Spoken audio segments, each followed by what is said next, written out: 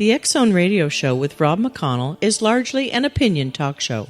All opinions, comments, or statements of fact expressed by Rob McConnell's guests are strictly their own and are not to be construed as those of the X Zone Radio Show or endorsed in any manner by Rob McConnell, Relmar McConnell Media Company, the X Zone Broadcast Network, its affiliated networks, stations, employees, or advertisers.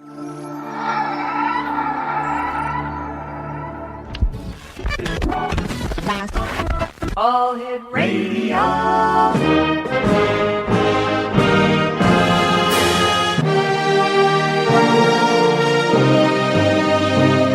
Welcome to the X Zone, a place where fact is fiction and fiction is reality. Now, here's your host, Rob McConnell. Welcome back, everyone. Geez, I should take Gravol when I watch the stock market today. The Dow Jones has been up and down. It started at minus 500 and, what was it, Craig? 521 points or 512 points. And then today it's been going up and down. It was as down low as nearly 200 points, and now it's up to 82.65 points. So, wow. Something's happening in this world of ours, so we'll keep an eye on that as well, and hopefully over the weekend everything will stabilize. Who knows? Monday will be another tale to tell here in the X Zone. X Zone Nation, I've got a question for you. What would you do if the airplane you were on caught fire at 30,000 feet? Scream is one thing, yes. Start praying, that's another good thing. Well, my guest this hour is Jules Mesaros. And we're going to be talking to her about, she's written a book called Sweet Seasons of Miracles. And she was set to fly to her native India to speak to a group of people in Europe. Little did she realize how exciting her first flight would be. Mid-air above the Indian Ocean, from her seat, she could see the engine on fire. And while panic ensued, she sat calmly, praying for a miracle. And Jules, welcome to the X Zone. I am very glad to be here this afternoon. Thank you so much for inviting me. Now, I think I pronounced your family name wrong. It's Mesaros, am I right? You're right. Got it right on the second shot. I don't know what I would do if I was at 30,000 feet and I saw, fire coming out of an engine. Your first flight, why did you just stay calm? Wasn't there any inclination to panic? I think I did panic, but at the same time, when I looked around, everybody else was just sitting there, and I thought, well, this is not going to help if I scream and shout. So, right? So what inspired you to write your book, Sweet Seasons of Miracles? When I first started to work on the street with kids, I knew that it was my calling, and it really wasn't a pretty experience. I did not have access to any guidelines or a handbook. And I had to learn everything as I went along and build up that organization. And I was wanting to write a book that would enable someone in my situation to be able to just pick up and go and do the things they're called to do. And this was kind of a book just bringing encouragement. What is your calling? I think my calling is to just tidy up the world a little bit wherever I can, and helping little kids and bringing hope to people. Well, you certainly have your job cut out for you, because the world, as I see it, is in quite a bit of a turmoil these days. Not only are we looking at a financial crisis in North America, the European markets are taking a kicking because of the euro. Italy is in a grave financial situation. We have unrest and war in the Middle East. We have civil uprisings. What's going on? Oh, well, I think at least that's what the Bible says. It's closer to the end of the world. And there's so much of hopelessness and fear everywhere. Like you said, be it from the money market to just the regular thing of walking on the streets and being shot or killed. Just the violence around the world. All right, Jules, stand by. You and I have to take our first 2-minute commercial break. X Zone Nation, Jules Mesaros is our special guest. I'm going to try that again. Mesaros, there, I did it right. Is our special guest.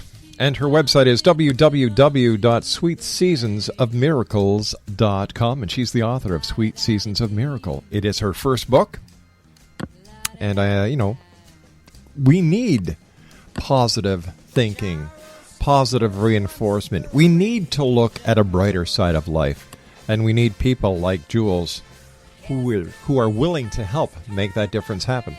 We'll be back on the other side of this commercial break. Don't go away. Did you know that when you're on the road with limited data or Wi-Fi, you can still listen to the X-Zone radio show with Rob McConnell, The Science of Magic with Gwilda Wiyaka, X-1, Dimension X, Space Patrol, and every minute of the X-Zone broadcast network by calling 213-401-0080, courtesy of Audio Now. No smartphone, app, or internet needed. It saves your data plan, and it's free if you have unlimited minutes. Call 213-401-0080 to listen on any phone, anytime, anywhere.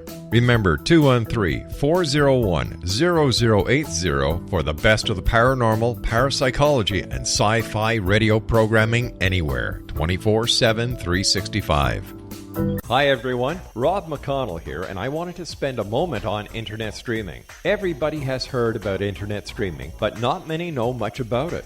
Did you know the internet streams just about everything? Movies. From new releases to old classics. TV shows. Almost every show, every episode, and much more. But the question has always been, how do you do it? Well now, thanks to the folks at 123 Ready TV, I have the answer for you. They have developed a simple program app, 123 Ready TV, that you install on your Windows PC, Android smartphone, or Android tablet that can have you streaming like a pro in less than 5 minutes. You truly won't believe how much is available or how easy it is to do until you try. And for a one-time cost of only $19.99, this product is a real winner. To learn more about 123 Ready TV, visit our website at www.xzbn.net.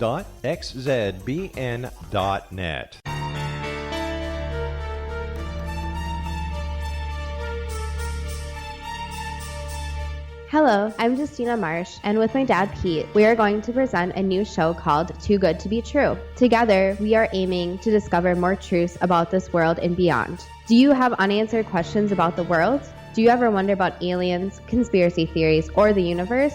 There are many shows discussing subjects such as pyramids or UFOs, but we want to relay this information based on our own research, including from spiritual means. Hopefully, listeners will be helped with their own beliefs and will appreciate the psychic insights that add to the previous research and information. We both look forward to sharing this insight and beginning this journey with our listeners. Visit xzbn.net for more information about when to listen.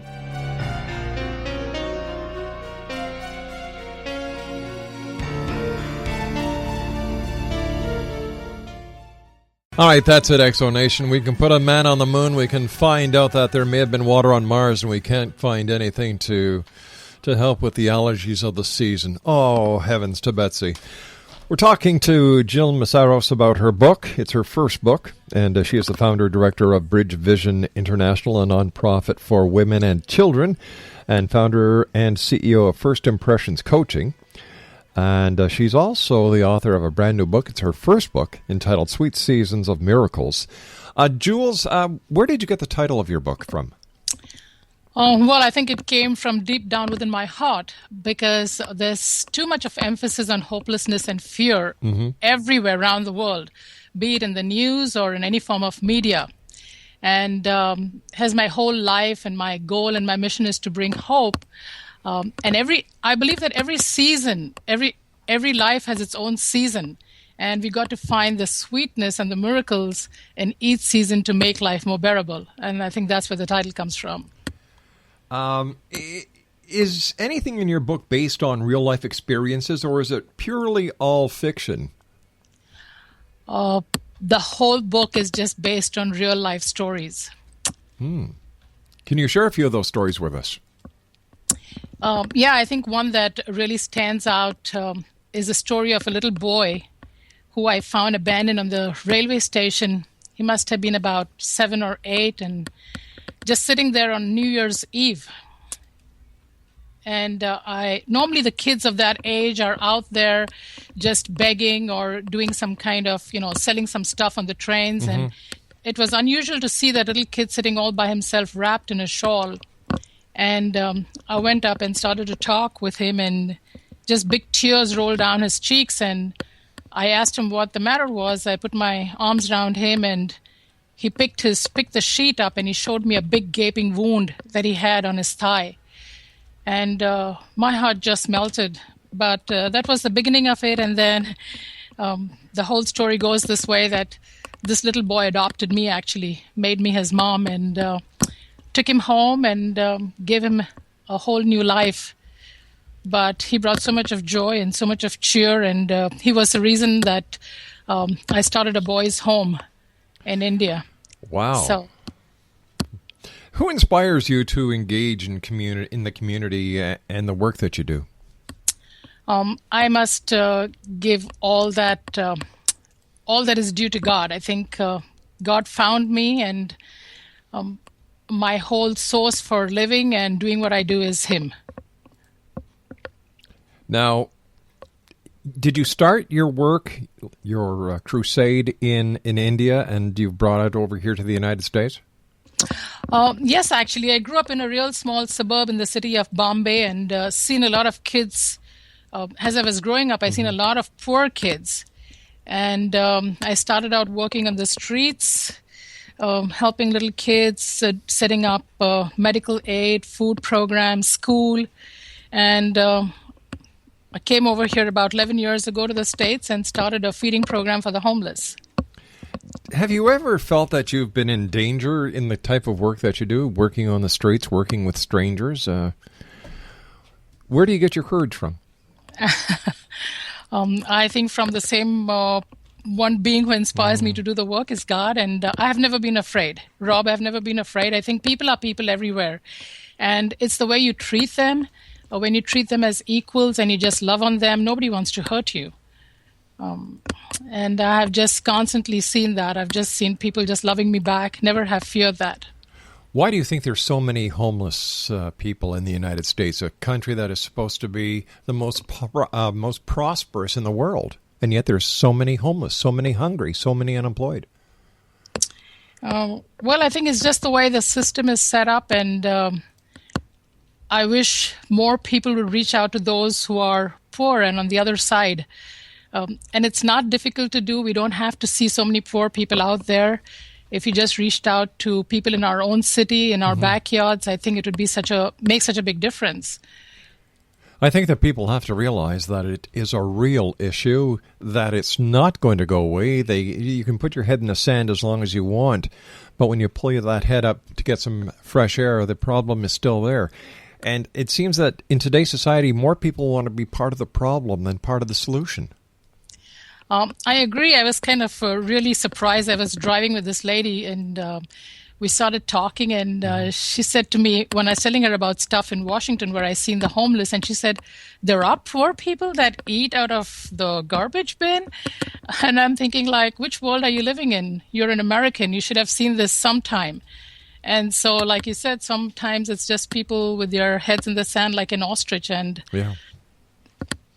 What do you think people can do to change this? I don't mean, well, everybody can go to a food bank. Everyone can dip a little deeper into their pockets and help out if they have used clothes, or if there's some way you can help, just do it. But how can we, as a group of citizens, make changes that will help these unfortunate people, especially in these very trying times? Well, like you said in the beginning, you just said that's how you said it. You said, I don't mean like going to a soup kitchen or taking clothes, but I think that's how it has to be. Isn't that how that's part of helping out somebody, is being involved in some kind of project? Because I don't know that many people would feel safe doing it on their own. Just being out on the streets and helping other people. So it seems a safer environment to be involved in a group that is already doing it. And especially in the Northwest or even in the Midwest, clothes are so important in winter. And go ahead. No, I was just going to say, like how do the people who are homeless, who are on the street, how do they try and help themselves? Because a lot of people believe that they don't want to make a change in their lives because first of all, they've given up on society because they believe society has given up on them. Right. So how do we change things around? How do we get them back on track so that, you can help a person, but the person has to help themselves? I think it's really revamping the whole system because I have seen people that do want to help themselves, but it's such a vicious circle that if you're out being homeless, you can't apply for a job. Mm-hmm. You got to have an address, and if you don't have an address, you can't get a job. So you don't have a job, so you don't have an address, and it's just a vicious circle. And for example, there was this young boy who came into one of our programs, and we talked with him and prayed with him, and he came back a few months later and said the day that he came there, he was contemplating suicide. But just being with us made him change his mind, and he went on to live with somebody and went on to go to college. And when I met him, he was applying to an engineering college. Mm-hmm. And so the system is really not geared towards helping. So somewhere there has to be a change that can come around. A lot of these homeless people do want a change in their lifestyle. They are not all there by choice, but some things have happened, and either it's a sickness or maybe somebody died that was, a owning member in the family. Just bad things that happen. How much does crime and drugs, prostitution play into the entire scenario? Does society have some right or some justification in the way they feel? I think not. I think it's sometimes when the people that are involved, in that strata of society where they are homeless, we do see a lot of crime, and we want to quickly say it's only there, but I don't think that's true. There are other sections of the economic, strata where there's equal amount of crime. So according to me, it's not just them. We see it more because it's outside. Are these crimes of necessity then? Are they committing the crime because they need to eat and they need to sleep, or is it a crime because they need more drugs? I think when it goes to drugs, it goes back from the fact that they have low self-esteem. Maybe they were thrown out, maybe things happen and they're into drugs, and then it's a vicious circle all over again. So sometimes it is out of necessity, and sometimes I think it's just depraved minds, that do things that they do, and it doesn't matter which strata of society that is. Yeah. With all the empty buildings that are around, you think the government would open up a lot of these office buildings and turn them into hostels, temporary homes for the homeless so that they can actually get their feet back on the ground. Are there organizations and lobby groups that are going after the government to suggest the changes that are needed to help these people? I think, but to a very small degree. I haven't heard, big talks about it. And personally, I think if a lot of churches, this is my message, I think if a lot of churches everywhere would just begin to open up their church buildings, especially during the winter, and help out the people. I have seen and known people that have died out due to the cold. Ooh. That would be such a start if they just open those buildings up during the winter and help them to come and give them something warm and help them to get on their feet. I think that'll be a big start. All right, stand by, Jules. You and I have to take our news break at the bottom of the hour. X-Zone Nation, we're talking to Jules Mesaros. She is the author of Sweet Seasons of Miracles. And her website is www.sweetseasonsofmiracles.com. That's www.sweetseasonofmiracles.com. 1-800-610-7035, worldwide toll-free. This is the X-Zone on the Talkstar Radio Network, X-Zone Broadcast Network, UK High Definition Radio, Euro High Definition Radio, and Star Cable. On September the 5th, the special edition of the X Chronicles is coming out. We're going to be putting it free online. It's a tribute to the 10th anniversary of 9/11. My name is Rob McConnell. This is the X Zone, and we're coming to you from our studios in Hamilton, Ontario, Canada. Don't go away.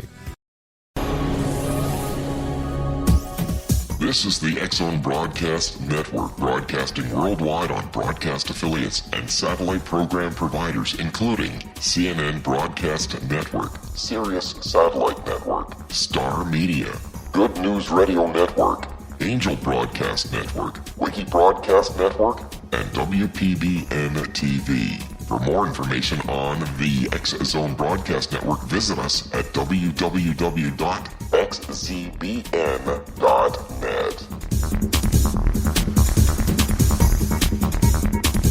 Hi everyone, Rob McConnell here, and I wanted to spend a moment on internet streaming. Everybody has heard about internet streaming, but not many know much about it. Did you know the internet streams just about everything? Movies. From new releases to old classics. TV shows. Almost every show, every episode, and much more. But the question has always been, how do you do it? Well now, thanks to the folks at 123 Ready TV, I have the answer for you. They have developed a simple program app, 123 Ready TV, that you install on your Windows PC, Android smartphone, or Android tablet that can have you streaming like a pro in less than 5 minutes. You truly won't believe how much is available or how easy it is to do until you try. And for a one-time cost of only $19.99, this product is a real winner. To learn more about 123 Ready TV, visit our website at www.xzbn.net. 1-800-610-7035 worldwide toll free. Email xzone at xzoneradiotv.com, on MSN Messenger, xzoneradiotv at hotmail.com, and our website www.xzoneradiotv.com. Jules Mesaros is our special guest. She is the author of Sweet Seasons of Miracles. Her website is www.sweetseasonsofmiracles.com. You know, Jules, you've traveled around the world. What is the one common thread you see across continents when you're working amongst the poor? I think I could safely say that people everywhere are susceptible to pure love. People always respond to kindness and love. Doesn't matter which continent you're in, what color of skin, what strata of society. So John Lennon was right. All you need is love. Definitely. Let me just take you back for a few minutes. We talked about the churches, and you know, you said how, especially in the wintertime, the churches should keep their doors open to take care of those who are less fortunate. Wouldn't it be more beneficial if the churches sold off all the property that they have and actually gave this money to the poor, to the hungry, to the sick, instead of amassing the mass fortune that it does have? What is it? The archdiocese in Boston has clear in one bank account over $87 million. How are we going to? I think all around we see that kind of thing where people or organizations and religious institutions just hoard stuff for themselves. And my favorite saying is, there's no U-Haul truck behind a coffin. That's true. And you can't take it with you. You can. And so it would be so much, it'd be nicer and helpful to those that are struggling if people would begin to have a shift. Even like huge ornate church buildings, we don't need those kind of things. You can have a simple church building and channel the funds and the monies that come in towards bettering the lives of children, women, men. The whole society would take a different turn. And it's not just the economy, not something that, you know, those that are in government can do. It's people in general that can begin to have a different viewpoint and begin to care for those that are within their arm's length. How do you find love and beauty just about everywhere where you are? Do you go looking for it, or does it go looking for you?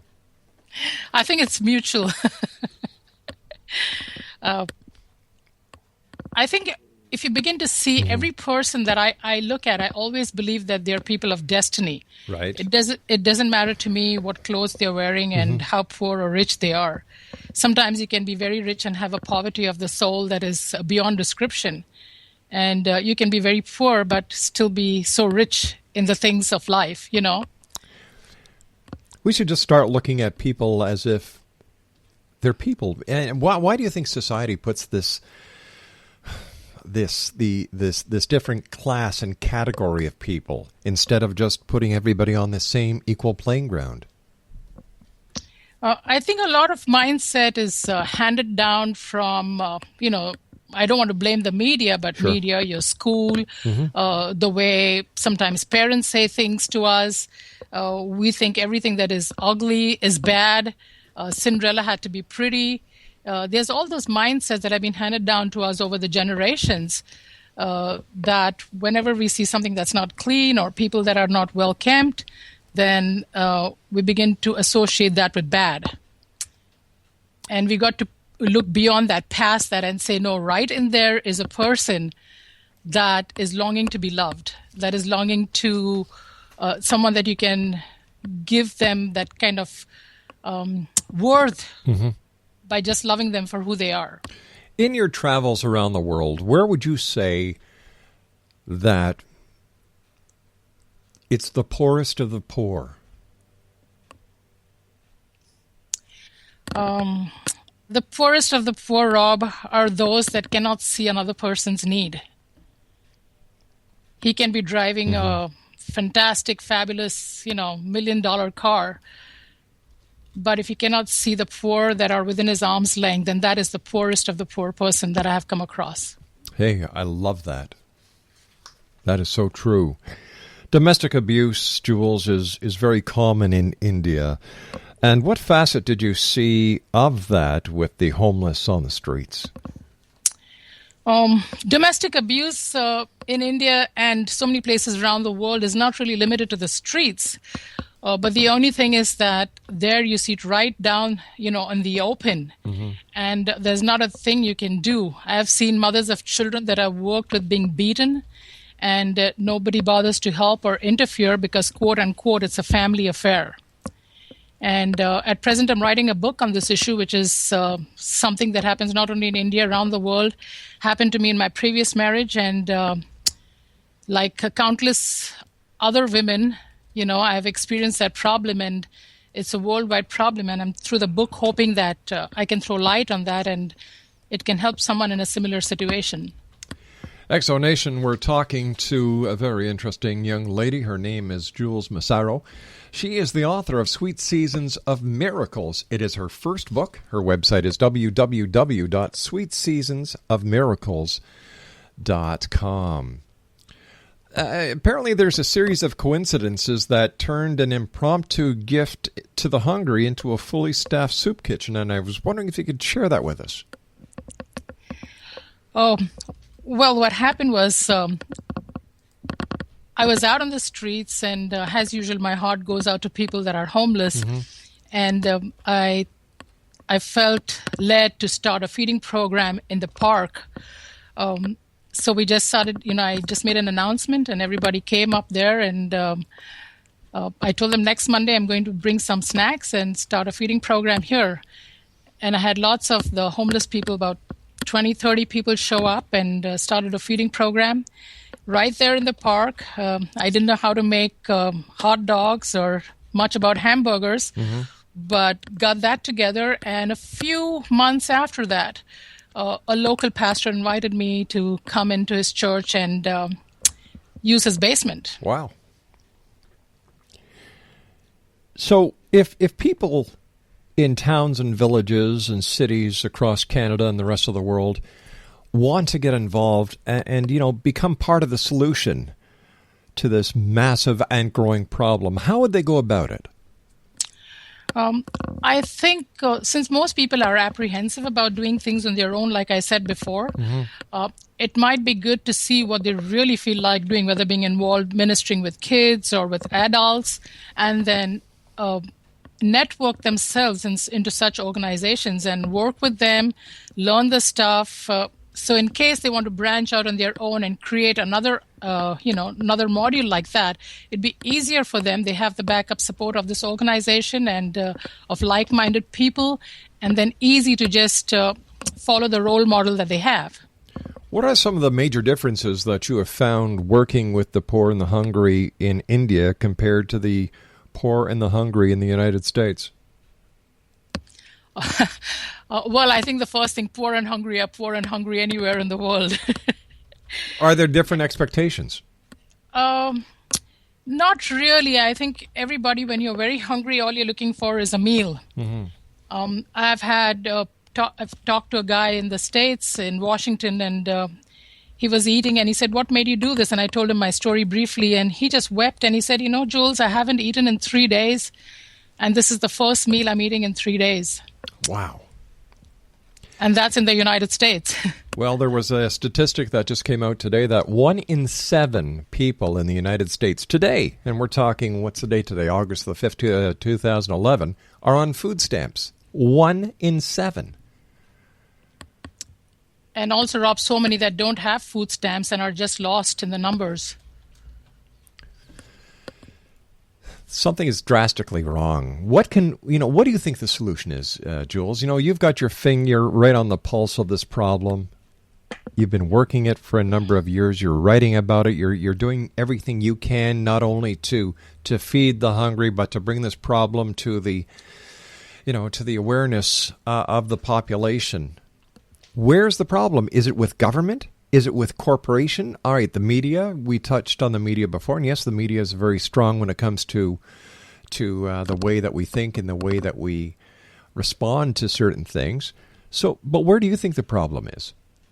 I think, Rob, the problem is with an individual, with each one of us. I think we have to get up, look in the mirror, and think about why we are here. Because if each person awakens to the fact that he or she is put in the world not just to think about themselves, but to make the world a better place, then it'll begin to take a form of, corporate entities where they'd say, okay, 4 of us can get together and bring this change. Then those 4 can get together and say 20 of us can bring this change. Right. And I think it's an individual thing. It has to start from there. Everyone has to be aware of the fact that it's not just about I, me, and myself. I'm not here to, like my teacher used to say, you're not in school to warm a bench. Yeah. So I'm not upon this, put upon the face of the earth just to warm the bench and to see how I can best look after myself. How has your work affected you spiritually?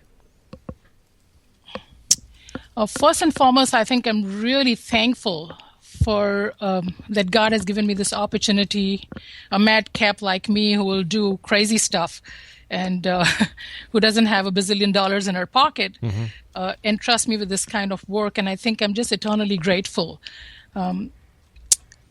That's all I can say. I'm just so thankful every day that I wake up that I have this potential, just have the body to work and to be able to do things. The people that you help, does the help that you and the love that you show them, does it help them find their path back to religion? Does it help them spiritually as well as physically? I think it does. And my whole belief, even as a Christian, is I am not out there to convert anybody. I just share my love. And then people are on their own. Sorry about the noise. No problem. And then people are on their own to go forth and to want what I have, to pass on that love to other people. How do you... I'm sitting here and I'm listening to the passion in your voice, the love in your voice, the understanding in your voice. To me, you're a very compassionate person. How do you cope with the troubles, the stories, the scenes that you must see when dealing with these people, the children? How do you deal with this? Oh, initially, Rob, I used to get a lot of nightmares when I first started working out on the streets. And I think I sat down one day and came to the realization that this can overwhelm me into being inactive. The whole thing. I've seen such pain, such misery, such horrible things that shouldn't happen to kids and to women and men. And I had to stop and say to myself, okay, I can't change the whole world, but anybody that is within my arm's length that I can touch, I can help to bring some change. And it need not be, I can provide education to everybody, can provide food for everyone, But the simple thing is, if I can love just by hugging, just with what I have, speaking a kind word. And I think that's what kept me going is I can do something to change the world, just a little bit. I would imagine that there are many times in the lives of those who are so unfortunate that they believe that they're unlovable and that a simple hug, a simple hello, a smile from a stranger can mean the world to them.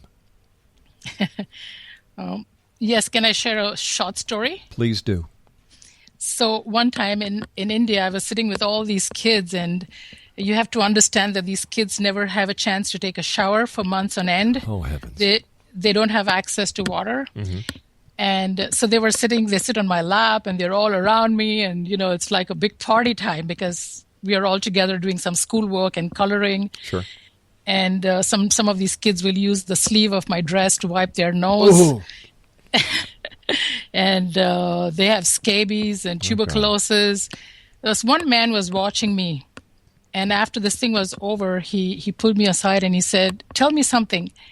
He says, "How can you do this?" And I said, "What?" "Oh, we just bring the pencils and, we write this, we do the stories and stuff, coloring." And he said, No, how do you have that kid sit on your lap and let her wipe her nose on your sleeve? And I said, that's how God loves me. I am so impoverished in my soul. I'm such a, as the Christian belief is I'm a sinner. Right. But God cares enough to love me. Jesus loved me. And I said, that's what I'm doing, just loving them back. What a lady. Exo Nation, our guest this hour is Jules Mesaros, and we have to take our final break for this hour. She is the founder and director of Brid Vision International, a nonprofit for women and children, and she's the founder and CEO of First Impressions Coaching. Her first book that we're talking about this very hour, Exo Nation, Sweet Seasons of Miracles. Her website is www.sweetseasonsofmiracles.com. My name is Rob McConnell. Jules and I will be back on the other side of this commercial break as the X-Zone continues from our studios in Hamilton, Ontario, Canada. Don't go away.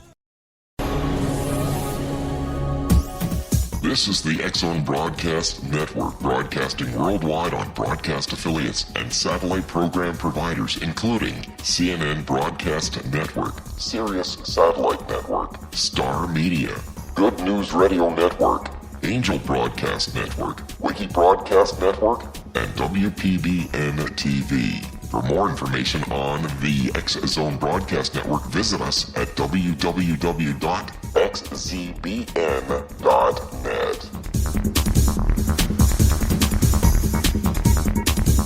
Hello, I'm Pete Marsh. With my daughter Justina, we will be presenting the new radio show, Too Good to Be True.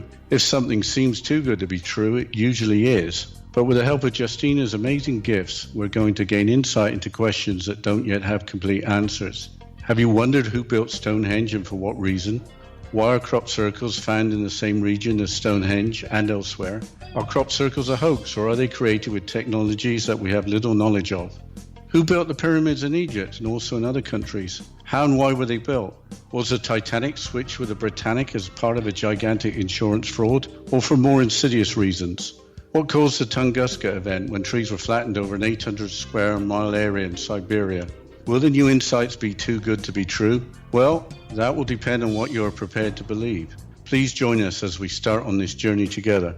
For more information on Too Good to Be True, visit www.xzbn.net. Hi everyone, Rob McConnell here, and I wanted to spend a moment on internet streaming. Everybody has heard about internet streaming, but not many know much about it. Did you know the internet streams just about everything? Movies. From new releases to old classics. TV shows. Almost every show, every episode, and much more. But the question has always been, how do you do it? Well now, thanks to the folks at 123 Ready TV, I have the answer for you. They have developed a simple program app, 123 Ready TV, that you install on your Windows PC, Android smartphone, or Android tablet that can have you streaming like a pro in less than 5 minutes. You truly won't believe how much is available or how easy it is to do until you try. And for a one-time cost of only $19.99, 99 cents. This product is a real winner. To learn more about 123 Ready TV, visit our website at www.xzbn.net. And welcome back to the X Zone, everyone. All you need is love, and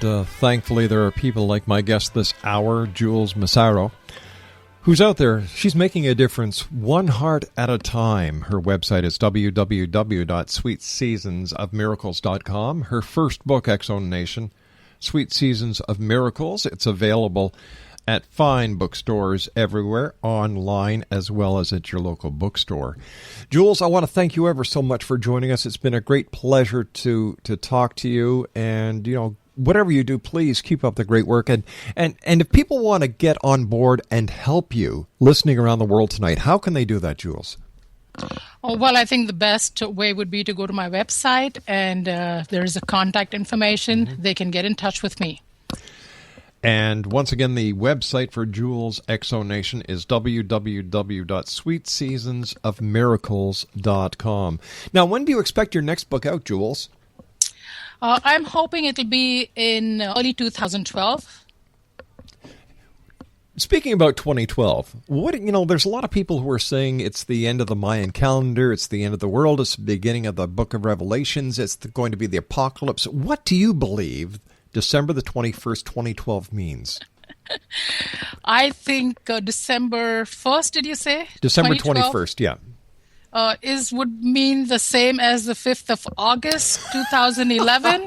Is just keep doing what you're doing. Do the right thing, and just keep loving people, and you can be wrong. So poof, if anything happens, you're gone to the other side. It's all good to go. That's right. It certainly is. Jules, as I said before, it's been a great pleasure talking to you. I want to thank you very much for taking time out of your busy schedule to join us here on the X Zone. And we look forward to the next time when you join us and you can tell us about how people around the world are helping to help ourselves. Because after all, we're all sharing this one little planet together. Yes, we are. There's only one thing that should be going around, and that is love. Jules, take care of yourself, and thank you so much for joining us. Thank you so much, Rob, for having me. Appreciate it a lot. Take care of yourself. X Zone Nation, our guest this hour has been Jules Mesaros. She is the author of Sweet Seasons of Miracles, and she is the founder, director of the Bridge Vision International, a nonprofit for women and children, and founder and CEO of First Impressions Coaching. Jules was a family consultant at North Seattle's Community College Program Center for Successful Entrepreneurs, and on the advisory board of Northwest Women's Business Center. I'll be back on the other side of this commercial break with the news as the X Zone continues. We're right here from our studios in Hamilton, Ontario, Canada. 1-800-610-7035, worldwide toll-free. Email xzone@xzoneradiotv.com. On MSN Messenger, xzoneradiotv@hotmail.com. And our website, www.xzoneradiotv.com. Hey, to see some fantastic videos, www.youtube.com/xzoneradiotv. I'll be back after the break. Don't go away.